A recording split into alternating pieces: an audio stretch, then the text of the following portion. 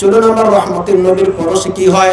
নবীজি সাল্লাল্লাহু আলাইহি ওয়াসাল্লাম যেদিন মক্কা ছেড়ে মদিনায় যাওয়ার পথে ছিলেন, মদিনার খুব কাছাকাছি মরু অঞ্চলে একটা তাঁবু দেখতে পেলেন। নবীজির পেটে খিদা, সঙ্গী সাথে আরো 3 জন আছেন, আবু বকর সিদ্দিক, ওনার গোলাম এবং একজন পথিক। এই মোট 4 জন লোক। 4 জনে প্রচন্ড খিদা, খাবার খাওয়ার মতো সাথে কিছু নাই। ওই যুক্তির কাছে গিয়ে নবীজি বললেন, মাগো তুমি কে আছো? একটু তোমার ঘরে খাবার থাকলে, আমরা টাকা আছে, টাকা দিয়ে টাকার বিনিময়ে খাবার খরিদ করতে চাই, আমাদের জন্য একটু খাবারের ব্যবস্থা করো।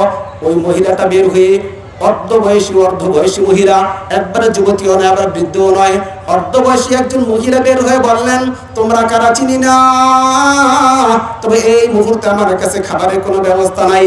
নবীজি দেখতে পেলেন ওইখানে 2টা তাঁবু, একটা তাঁবুতে মানুষ থাকে আর একটা তাঁবুতে কিছু গৃহপালিত পশু থাকে।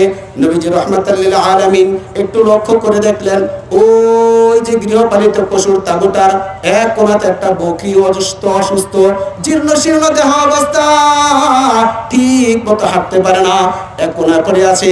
নবীজি বললেন, তুমি যদি পারমিশন দাও, তোমার ওই বকরি থেকে একটু দুধ দহন করতে চাই। বলে সুবহানাল্লাহ।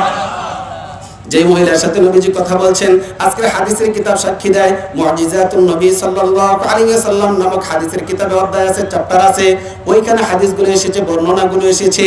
ওই মহিলার নাম হলো উম্মে মা'বাদ। উম্মে মা'বাদ বলেন, এটা কেমন কথা, আজকে 1 সপ্তাহ যাবত আমার বকরিটা অসুস্থ, তার পালের সাথে মাঠে যাইতে পারে না, ঠিক মতো খাবার খাইতে পারে না, অসুস্থতার কারণে ওরে আমি আলাদা বেঁধে রেখে দিয়েছি। এমনিতে একটা কুমারী, বাচ্চা নাই, বিয়ানো দেয় নাই, বাচ্চাও নাই, এর থেকে দুধ আসবে কিভাবে? আমার রাহমাতুল লিল আলামিনকে উম্মে মা'বাদ চিনতে পারে নাই।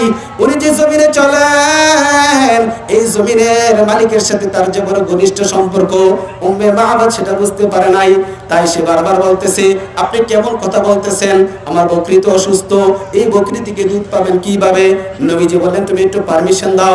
ওই মহিলা বলল, ঠিক আছে, তুমি দুধ দহন করতে পারলে করো। আমার রাহমাতুল লিল আলামিন বকরিটার কাছে গেলেন।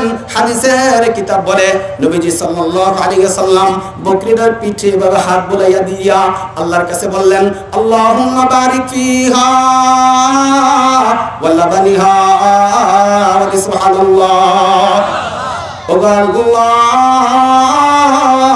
এই বকরিতে বরকত দান করো, তার দুধের ভিতরে বরকত দান করো। বলে সুবহানাল্লাহ। নবীজি সাল্লাল্লাহু আলাইহি ওয়াসাল্লাম বিসমিল্লাহির রহমানির রহিম বলিয়া যেমনি বকরিটার বাটে হাত দিলেন, এই ওলানের বাট দুটিতে হাত দিলেন। হাদিসের কিতাব বলে, বকরিটার সাথে সাথে পিঠটাকে একটু কুঁজু করিয়া, 2টা পেছনের পাকে একটু ফাঁকা করিয়া জাবর কাটা শুরু করে দিয়েছে। বলি সুবহানাল্লাহ। জাবর কাটা বুঝেননি? যে বাবা যারা গরু ছাগল পালেন, দেখবেন বাচ্চা দুধ খাওয়ার সময়, বাড়ির মালিক দুধ দহন করার সময় বকরির থেকে ভালো লাগে, গাভীর কাছে বড় ভালো লাগে। গাভী তখন পান জ্বালে কি করে? এটাকে বলা হয় জাবর কাটা। বকরিটা জাবর কাটতেছে। নবীজি সাল্লাল্লাহু আলাইহি ওয়াসাল্লাম 1 বালতি দুধ দহন করিয়া তার ঘরে দিয়ে দিয়েছে। বলে সুবহানাল্লাহ। বকরি কয় বিয়ানের? সুস্থ। জোরে বলেন, সুস্থ। দুর্বল, হাঁটতে পারে না। যখনই নবীজির হাত পরশ লাগলো, উম্মে মা'বাদ দেখতে পেল বকরির গাটা সতেজ সবল হয়ে গেছে। বলি সুবহানাল্লাহ। দুধে ভরপুর হয়ে গেছে। নবীজি পান করলেন, নবীজির সঙ্গী 3 জন পান করলেন। উম্মে মা'বাদ পেট ভরে দুধ পান করলেন। দুধ পান করার পর আমার রহমতুল নবী বলেন, এই মাগো, তুমি আমার এই বালতিটা আবার দাও, আরেক বালতি দুধ আমি দহন করে দিয়ে যাই। আমার রহমতুল নবী আরেক বালতি দুধ দহন করে মদিনা পানে চলে গেলেন। ওই মহিলা তো বুঝতে পারলো না, নামও জিজ্ঞেস করলো না।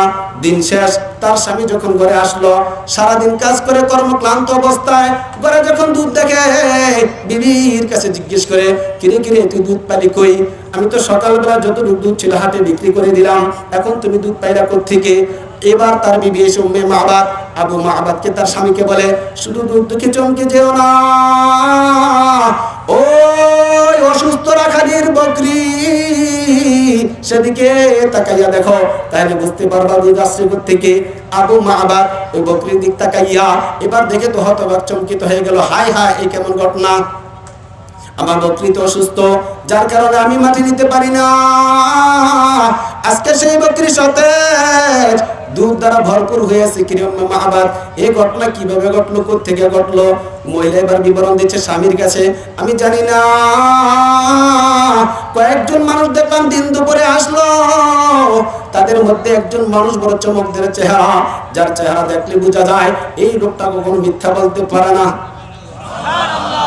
জোরে বলেন, যার চেহারা দেখলে মন চায় আর একবার তাকে দেখি। যে চেহারাতে তো মায়া,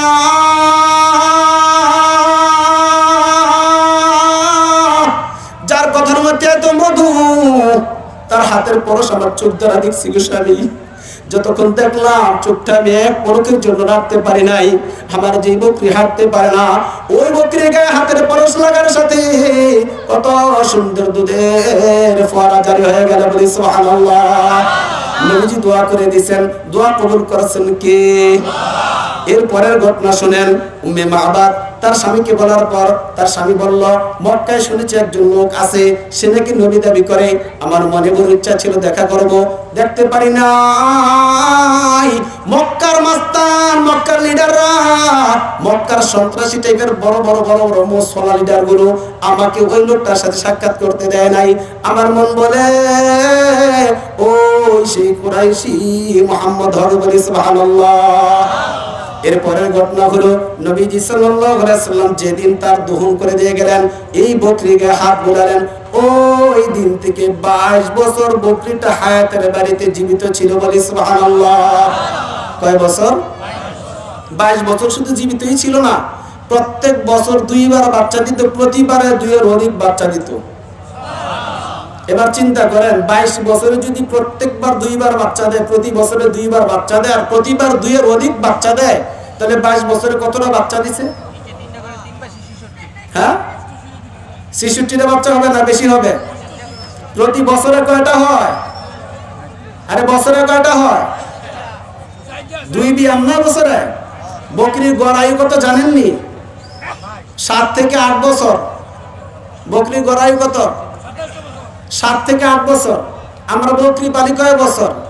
বড় জোর খাসি বাচ্চা হলে 1 থেকে 1.5 বছর। মিমি মিমি মিমি মিমি মেনি মেনি হলে, মেনি বাচ্চা হলে, যেটা বকরি বাচ্চা দেয়, ওটা হলে 3-4 বছর পালি। 2-4 বিয়ান দিলে এমনি কেমন জানি একটু ফোকলা ফোকলা হয়ে যায়, আর ভাল লাগে না, ঠিক কিনা? কিন্তু গড়াই হলো 7 থেকে 8 বছর। আর ওই বকরি বেঁচে ছিল কয় বছর? 22 বছর। কয় বছর? বরকত দিছেন কে? হায়াত দিছেন কে? এই 22 বছরে তার একটা নাপা লাগে নাই, সর্দি লাগে না, কাশি লাগে না, হাঁচি লাগে নাই। বরকতের ফয়সালা কার হাতে?